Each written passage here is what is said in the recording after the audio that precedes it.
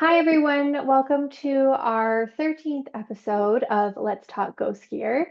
And today's webinar is going to be focused on how to collect and submit data to the GGGI Data Portal. For those of you who don't know me, my name is Katie. I am the membership specialist for the GGGI, and I'll be moderating the webinar today. Thanks for everyone taking the time out of their busy morning, day, evening, wherever you are around the world. We really appreciate you joining us. So, as mentioned in previous webinars, there are two key purposes to this series. First, we want to give our members a chance to showcase their work to other members, to a larger audience through our YouTube channel. So this session and all future sessions will be recorded for that purpose. And then second, we want to give a chance to GGGI members to connect with each other and hopefully spark interesting conversations and future collaborations around Ghost Gear. So today's episode is a little bit different. Instead of a panel of GGGI members presenting today, we have Gideon Jones, the founder and lead developer of Data Developed, and the GGGI Data Portal extraordinaire. He will be presenting on how to collect data for and submit data to the GGGI Data Portal. And after his presentation, we will have an open question and answer period where we encourage anyone in the audience to please ask questions. We will take questions from those who raise their hand using the raise hand function at the bottom of the Zoom window under the reactions tab. We'll also be monitoring the chat for questions as well. But if you're able to, we would love to hear your voices and see your faces. While Gideon is presenting, I do ask that folks keep their microphones on mute just so there isn't any background noise. But obviously, when it's question and answer period, feel free to take yourself off of mute. And I think that is all of the housekeeping for today. So I will go ahead and pass the mic to Gideon. Thanks, Katie. Hi, everybody. Great to see you all here. Yes, that was a pretty comprehensive introduction to what we're doing today. So I'm going to be sharing my screen, and our objective is going to be to take a look at really a complete end-to-end from never having seen the data portal before to looking at the different ways we can submit data and the tools that support in collecting data. And just a little bit about the reporting. There's probably a bit too much to fit in this session, and I hope that this isn't going to feel too much like a whirlwind, but I'm going to err on the side of moving swiftly through it, and then we can have a question session at the end. So I'm just going to get my screen share set up here, and I will get a thumbs up from you, Katie, if that's sharing okay. Great, wonderful. So before some of you joined, I was just saying that I've learned my lesson trying to browse around web applications and talk at the same time. So I've pre-recorded some of these steps for us to take a look through, and I'm going to attempt to do my best to talk over the top of it. So the Data Portal is a web application. It lives at globalghostgearportal.net. And what we're going to run through very quickly here is just what it looks like if you've never seen it before and you need to create an account. Anyone can create an account.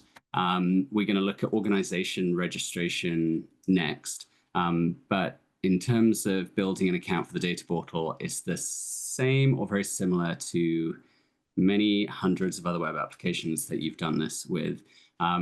We do have some fairly rigorous standards around identifying our users and making sure that we don't have bots, and in this day and age, AI trawling our data. So we do have this slightly irritating step of really requiring this verification.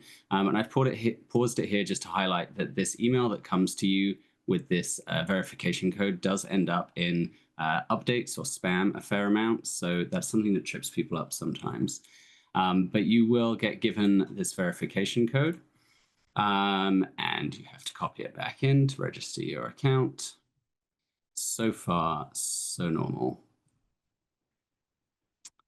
So today I'm going to be registering a fake second version of the nonprofit that I work with here in Canada, which is called ESPS in reality. So we'll be registering ESPS2, but you can be using any email address, personal or work, to register this. So if you are going to use this in association with your organization, you will become the administrator of that organization. So work email is not a bad idea.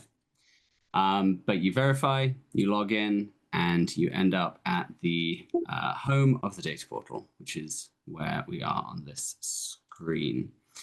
So nothing too unusual there.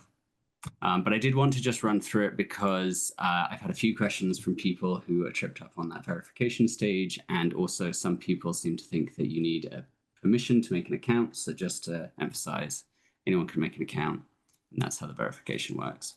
So when you're a new user like this, under provide data, you can't do it until you have registered an organization. So the data portal structures data around organizations for several reasons, one of them being to do with data sharing permissions, which are an organizational level attribute. So we'll see all of that. But as an individual user, which you see in the top right here under my name at the minute, I can't provide data until I join or register an organization. You can, when you get here, join an existing organization. So if you know that your organization is already registered here, you can go down this path. But if you're a new registrant, you can follow register a new organization. Here you have two options again. We love giving you options. We've had feedback from people that say they have to take away the terms and conditions of this registration and check it with various boards and other colleagues and things like that. And for that purpose, you can download the PDF form and do this offline. So if you do that, you will be given a data portal agreement to take away as a PDF, and there's some instructions here that say as and when you've filled that out, you can send it back to us, and we really just set up the organization on your behalf if you do that. We say we try and get back to you within 2 or 3 business days. We try and make it 1. But for the purposes of taking a look at the easier path forward, we'll register a new organization online today. This is a very simple additional organization creation tool again. The contact email doesn't have to be the email that you signed up with, though in my demo, I'm using the same one, that's fine. Just a few questions about, the nation you're in and the type of organization you are. So this page here, the data sharing permissions, is that organizational level property we spoke about, which was every organization gets to pick how permissive they are with the sharing of their data. And it's one of these 4 options that goes from publicly available with citation all the way down to data beyond its basic components, which are always required to be shared, is not made available to the public at all. It's still really useful for us to have that data because we can do aggregate reporting on it, but we just don't make it available for download or export or associate it with your organization in any way publicly. But we might still say, 3,000 kilograms of net were submitted in this period, and that would include reference to that kind of data. So you are defining a default data sharing permission for your organization. And this is a 4-step organizational registration, but one of these steps here is really just reading our data security agreement, which is fairly robust and tells you where we're storing our data. It's especially relevant for our government partners who sometimes have requests that we store it within the bounds of certain nations. And if you do ever have any specific requirements in line with that, you can always reach out to us, and more often than not, we can accommodate you. We asked one last question on this page, which is where do you usually get your data from? This is just a nice to have for us. It helps us refine your data when you submit it. But other than that, we ask for a agreement. And then if you want any specific citation, you can enter it here. So that's the registration of the organization. It really just tells us that you're happy for us to share your data publicly.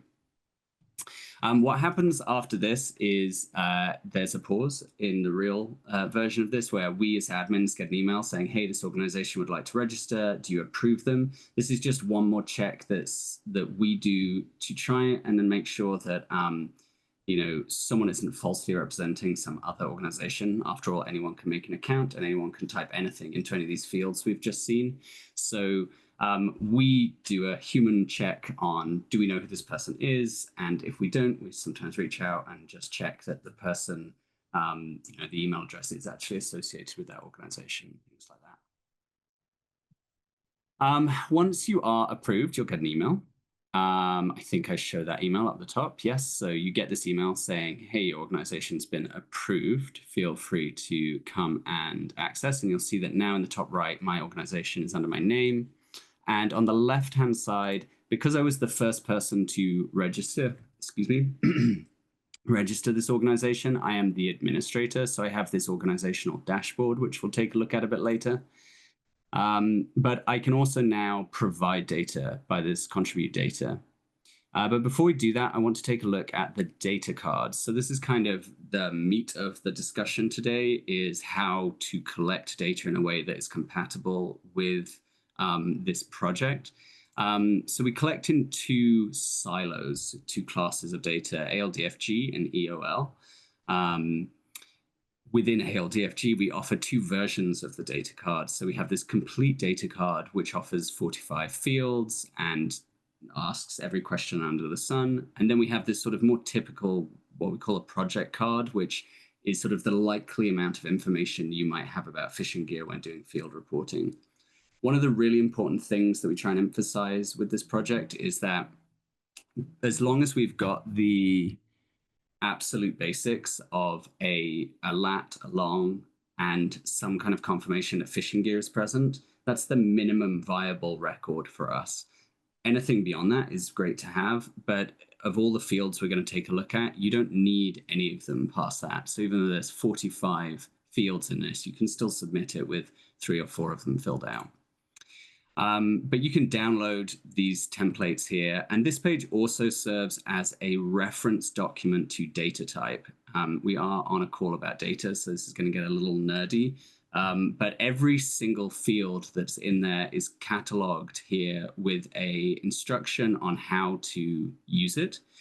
And I should say that this is an ideal, it's not necessarily always an incredibly strict standard. Sometimes it is, and data can fail if, latitude and longitude aren't numbers, for example. But in general, we're talking about the ideal form of data. If we get unideal data, our system can often deal with it. But if you are being very cooperative and you're collecting data, the way that would be most compatible would be to check, if you're submitting depth information, the response type is a number of meters. So that is available for every single field, and you can filter and search by it for both this and the EOL data card, which we'll take a look at as well in a second. I think that later we'll talk about the API and having data type fidelity, as we call it, being very strict in the API is more important than in a spreadsheet, but it's still a useful resource in both cases. I mentioned there's an EOL data card as well. We only have one version of that. It's a much smaller set of fields. You have a similar kind of reference document here, but I think there are, 9 fields there. But again, it tells you what type of data each one should be and example responses if that's relevant. Okay, so to show those data cards, it's a spreadsheet, so it's not terribly exciting. But this, for example, is the project data card, and it is just a spreadsheet with headers with data starting on the 3rd row. That is the only structure, the only structural thing that our system needs is that your records begin on row 3 and that they have some heading that is from this set of headings. If your data isn't in that format, which most of the data we get isn't, what happens when you upload it is we get a little notification and a request to map the data. So it's absolutely not the case that if you haven't got it in this format, we don't want it. This is sort of a ideal case for us. If you do have it in this, as we'll see shortly, and you upload it, it will just automatically be ingested into the system. Whereas if it's not in this format, we have to do some checks and transformations on it, but we still want the data. This that I've got on screen is the project data card. This one is the EOL data card. You can see very similar, but quite small. And then the complete data card had those 45 fields, which covers, you know, the number of strands if you're talking about nets and other very specific things to do with wildlife entanglement. So obviously, any and all fields that you have, we would like, but the minimum record again is just lat long and a confirmation that gear is being present. So we'll move on to the situation where, say, you've got a spreadsheet of all of your data. I'm going to be working with this version of a spreadsheet. This is a test for my ESPS2 organization. You can see lots of this is empty and blank, to my point. It's the full spreadsheet, but I've only populated these first few. And you can see I'm out in the middle of the Atlantic Ocean finding a suspiciously symmetric distribution of nets, pots, and fads. So when you've got your spreadsheet and you're in an organization, you can now go ahead and contribute data. You're going to make the choice between whether or not you use your default organizational data sharing agreement. We also have the facility that you can have one-off adjustments to single data sets. If there's something sensitive about a data set and you don't want that one to be public, you could specify. But you will usually use the organizational default. It reminds you what that is. You then choose whether or not this is EOL or ALDFG data, because they're two very different structures, and then you go ahead and upload the spreadsheet. So all being well, you get this big green tick, and crucially that you see this thing that says recognized as the standard GGGI format. So that's what you get when you upload using this spreadsheet. You could upload any spreadsheet and you would get that other message, which would say, we'll get back to you. But it gives you a quick summary. Some of this is, technobabble, but you see that there's 51 records and 100% of the records are compatible with our system. This percentage might change if, say, some of the lat long data isn't recognized. There's some check in there for lat and long being in water or near water. So if you upload data that's in a mountain chain, that data might get flagged, or various other bits and pieces. So malformed records get rejected automatically. So you get a sense of how much your data is being absorbed. And so having uploaded your spreadsheet, I confess there's about a 15-minute delay due to caching and various web things that are happening in the background. But once you can come to this reporting page and see your data alongside all the other data from all the other organizations. Will now, fingers crossed, be represented here. You can find out the data that is just yours by searching for your organization or toggling it at the top. And you can see that here's our collection of traps and nets. Just down there, although it moved a bit too fast for me, I can rewind. This is where charts would be showing you the distribution of your gear classes and any entanglement data, but it needs at least 50 records to fire. And keen-eyed observers will note that there's a lot of nets and traps in this data set, but the fads don't seem to be here. That's actually because I made a mistake in the sample data set when I was uploading it, and I didn't give the minimum required data for my fad records. So we have actually 34 records here. And more or less, we see that the data that we uploaded is in our system. And so, gosh, let's see, we're moving on to the organizational dashboard here. So here, I just want to cover that there are multiple ways of submitting data. So the upload of data via spreadsheet is kind of the original way of providing data to the data portal. We've improved it a little bit with checks over the years, but more or less it's how it was for the last couple of years. But recently we've added a couple of additional methods. So here as an organizational admin, in the organizational dashboard, we can see we have two different options: API integration and data submission via email. So I just want to run a quick demo on this email submission because it's a fairly new feature and it's designed to make it even easier if you don't want to log in and you don't want to do all of this web application stuff. You can use the email that is given to your organization specifically. So when your organization is approved, you get given this email address. It's the name of your organization at globalghostgearportal.net. And you can just attach a spreadsheet to the email. You can put any subject line. You don't need text. You just need to have a spreadsheet attached to this email, and it will get processed in much the same way as if you uploaded it. There's a couple of security checks on this. The email has to come from an email address that we have associated with the organization, for perhaps obvious reasons. And it has to come to an organization that has that facility enabled. You can disable it in your dashboard if you don't want that to be available. But again, that takes about 15 minutes to process. But as and when it has processed in the background, you can return to your reporting and you will see that that data has been hopefully added alongside of the others. And now you can see we have all of these different record types. And because we've gone past 50 records now, we can see a distribution of gear types are here. I didn't include any entanglement data.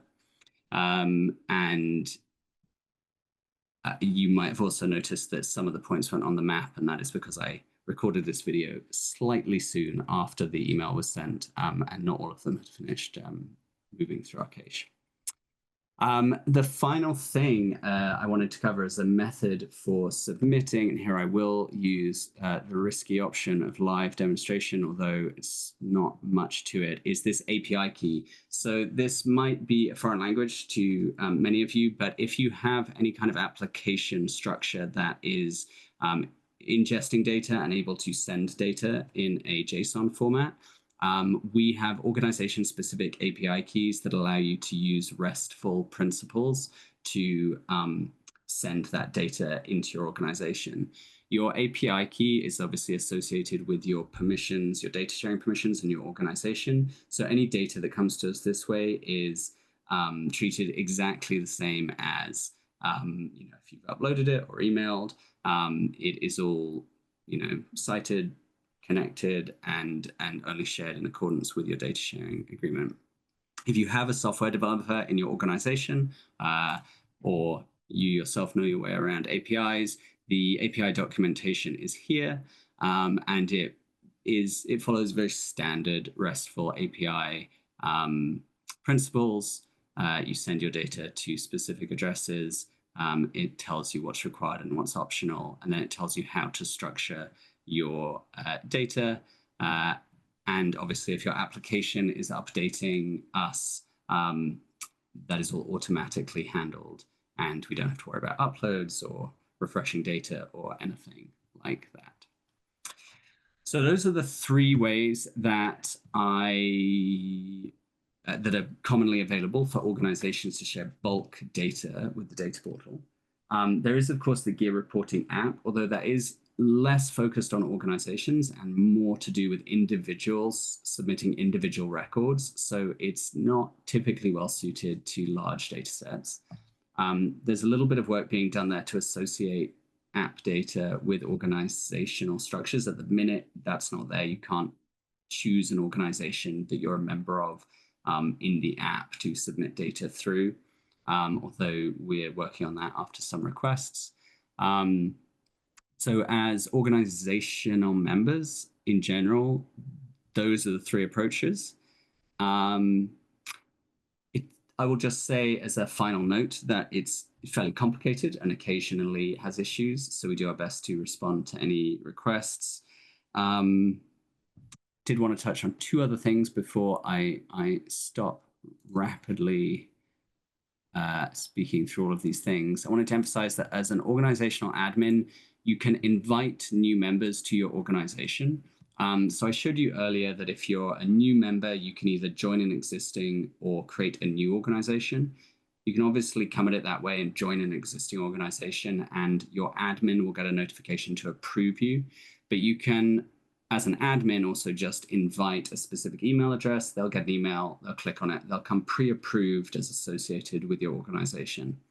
And obviously that can be useful because multiple members of one organization are submitting data. And if that user is a member of your organization, that's how we associate data with an org. And then the final thing I wanted to mention, it's slightly experimental and we're still testing it, but we have just rolled out language mapping for a lot of this data. So if you upload a spreadsheet that is in the correct format, but not in English, we have some systems that can identify the language and will translate the data. We're testing that across languages and it's looking fairly good, but essentially it's being turned on for specific organizations at the minute. If you are an organization and you have non-English data, that's really interesting for us. So I would encourage you to let me know because I'll turn that on for your organization so that we can get more testing done. Okay, I think there was a lot of information said very quickly, so I hope that was all right, but I will pause my screen sharing and maybe we'll switch gear into question and answer if that works. Awesome. Thank you so much, Gideon, for that in-depth look at the data portal and how to submit data and everything, make accounts. All right, I wanted to open the floor for any questions from the audience. And you can feel free to take yourself off mute and ask your question, or you can type it in the chat if that's better.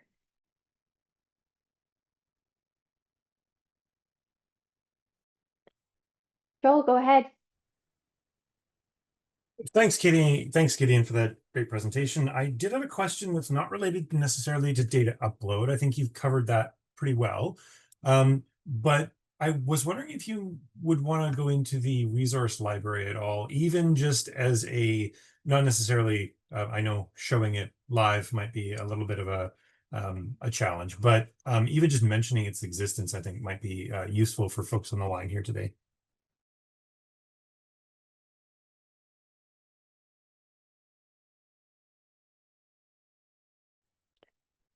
Oh, Gideon, I think you're on mute.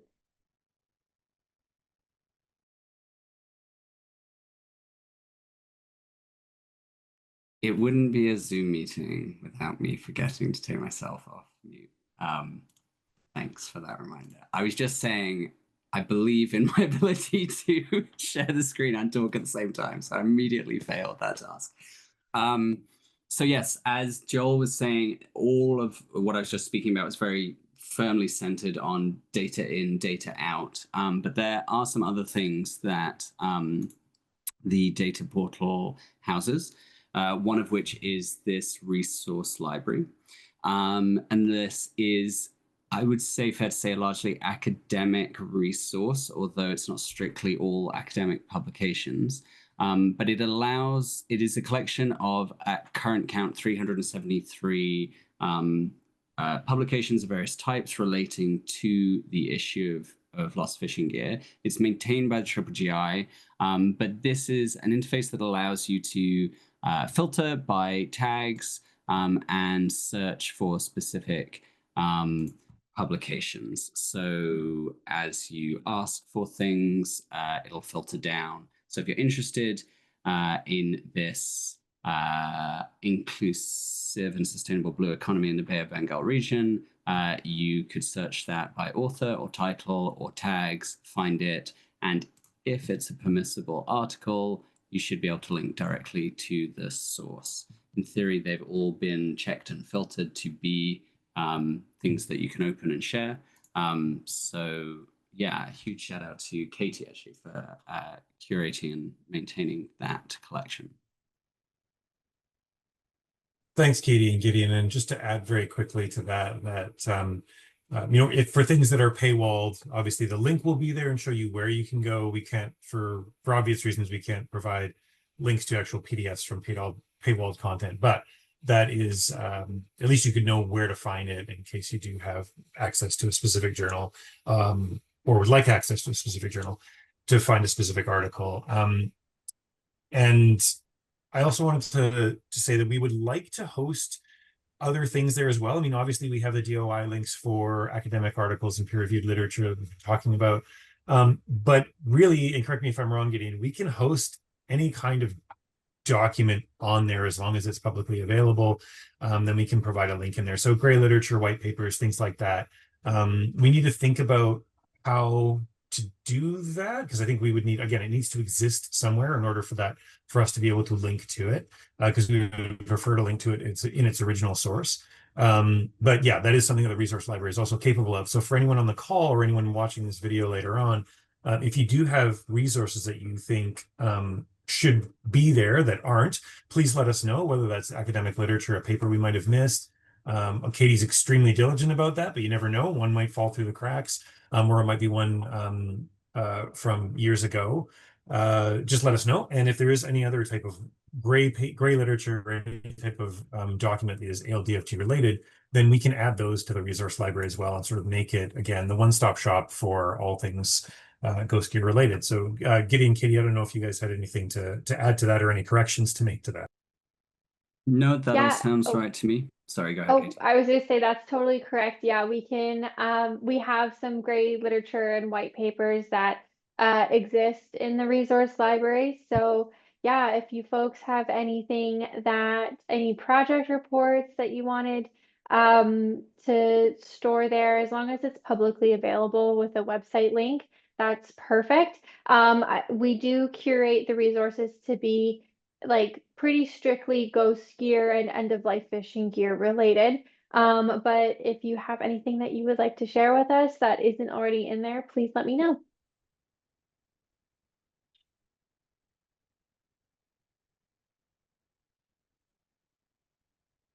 Masaho, please go ahead.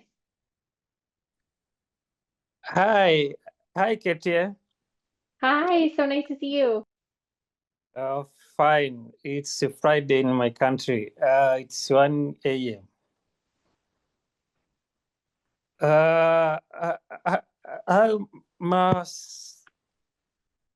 Yeah, Gideon, it's a very comprehensive portal, and some for us it will take very slow time to get familiar with the portal. So please, can I ask you, when we have some sort of issues, when we count some problem, when we filling the data, should we contact you? Yeah, absolutely. So hopefully at many points throughout the portal, there are support email links. More or less all of them come to me. Some of them are copied to multiple admins. But if you have any issues, then I believe both support and info@globalghostgearportal.net forward on to me. Those emails are available in the login screens and at various points through the email, but through the website. But yeah, feel free to reach out to me. Katie also does a great job of fielding any data portal requests. Okay, that's fine. Awesome. I just popped my email in the chat, and I will also look for those other emails Gideon said as well. Yes, so then it's pretty, yeah, you can always get in touch with one of us for assistance with the data portal. And if you need to refer back to this video at any time, it is being recorded and will be put on our YouTube channel, so you can refer to it as many times as you need.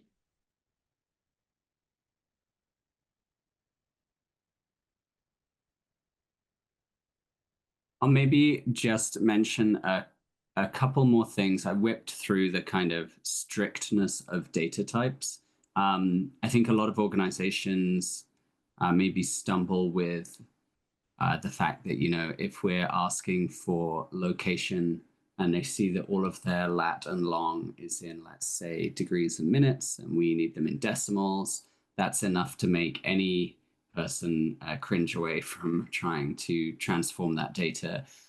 So it is, if you run into anything like that where you feel your data is not compatible with us, do please reach out, because a lot of those things we have automatic maps for anyway.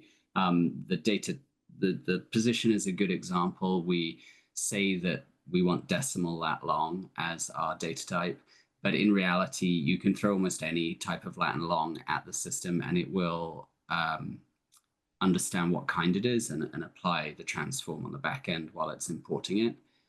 It does that for most date formats, most position formats, certainly most ways of talking about countries. If you say, use an ISO code or the actual name of the country, it can read both of those. So we try and emphasize flexibility, even though it's a data project. So we have to have sort of stated ideal data types. But in general, if you've got your data in some kind of per record format, we can handle it. The thing that's perhaps most challenging are aggregate data sets. So a lot of organizations, especially cleanup organizations, will report that, in this location, they found 300 kilograms of net, and that is one record. And that's not really the way data portal data is structured, because we look at instances of specific pieces of gear. And that's obviously many nets together. We have methods for disaggregation. So if you have aggregate data, we're still interested in that. But it gets a bit fuzzy, obviously, because we have to start making assumptions about the numbers of nets in net mass based on the type of net. And that is an inexact science, as you can imagine. But we still want to see aggregate data. So if you've got it, please let us know, and we will see what we can do with it. On that note, Gideon, that raises another point, and that yes, when it comes to reporting gear and aggregate sort of with a different metric as opposed to a unit, but like mass or area or volume or whatever it might be, we have developed through one of our GGGI members, natural resources consultants, a draft of a gear sort of metrics comparison guide. We haven't published this yet, but it is something that has been developed. It needs more data of different gear types, though. So essentially, think of it as a way to compare different metrics for specific gear. So for example, how much area would a gill net of given length or given mass or given volume, dry mass obviously is what we're looking at, what is the equating factor across all of those, so that you could say, okay, well, we picked up 50 kilograms of gill net. Okay, well, what does that equate to in terms of area, and what does that equate to in terms of other metrics? There are a lot of gaps in that, obviously. So what we need, if anybody has access to specific gear types, is things like dry weight of a specific known volume and known area of a specific gear, with or without accoutrement, things like lead line, cork line, float line, things like that, so that we can start to populate this a little bit more, and that will make it more possible to compare apples to apples when we're talking about these things. And Gideon, I haven't talked to you about what that would look like from a data portal perspective, but the goal there is to really try to equate some of these different metrics that are gathered by different organizations around the world, and try to, I hesitate to use the word standardize, but that's kind of what we're looking at, is trying to find a baseline so that we can start comparing things that record data in different metrics. So if anyone has any information or data on those gear, not necessarily lost gear, but active gear, and how much it weighs, how much area it has, how much volume it would take up, et cetera, please let us know, or if you have any links to people that would know, so that we can start filling in some of those blanks. Katie, please go ahead. Hi, I have two questions. The first one is, I've tried to log in and it says my account isn't verified. So I've sent the verification email, but I never received the verification email. So if I could get assistance with that. And then I just wanted to clarify about the aggregate data.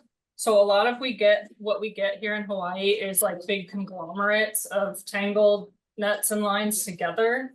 So, and we call that one event, but in your data portal, would that be like each net and line is a different like data point versus like the one whole conglomerate? Yeah, exactly. So this goes to that aggregate issue directly. We definitely can record it as a single event as well, and we have just a single record can be net, and it can just have mass and volume, or it can just be net. That's fine. If we have any ability to disaggregate, then we tend to want to do that because it's more resolution in the data. But if all you've got is a record that says 500 kilograms of net, that will still show up as one record. We don't imply that that is one fishing net anywhere in our data, and we can still do mass reporting around that, for example. Okay, thanks. And then with regard to that verification issue, yeah, I've actually, a couple of people have reached out to me with that, and I've been trying to look at the cause of it recently because I can't replicate it, registering new accounts. I did push several fixes in the last few days, but I'm a little bit in the dark as to what the cause of some of these verification emails going missing is. So if you wouldn't mind sharing your the email that you use to register, that would actually be very helpful because I can go dig around in the back end and find out if that verification got sent or if it got returned for some reason or never made it out. So if you can just let me know your email, I'll get you support in getting you verified. Okay, thanks. Thanks.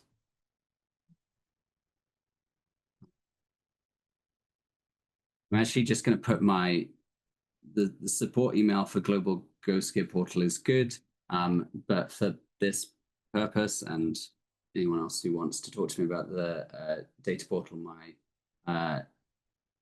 other work email is a little better, so I'm sharing that as well.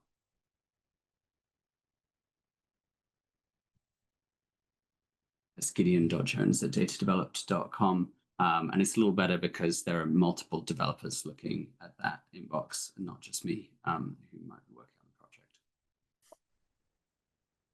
Awesome. Thank you so much, Gideon.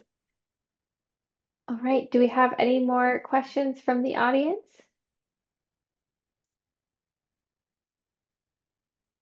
No, that was super comprehensive. Yeah, thanks for that. Yes, of course. Thank you, Jack.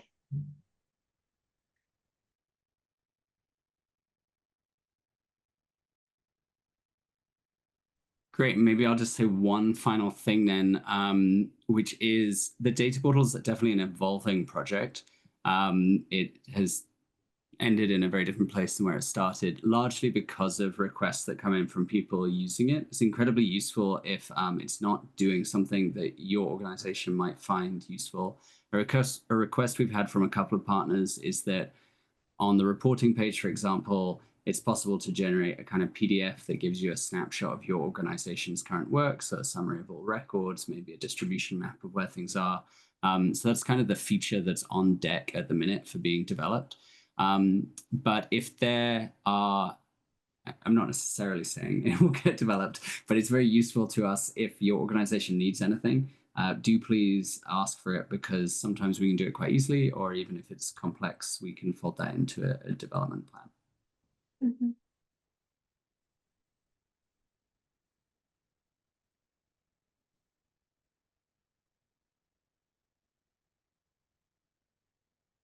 All right, the floor is open if folks have any more questions.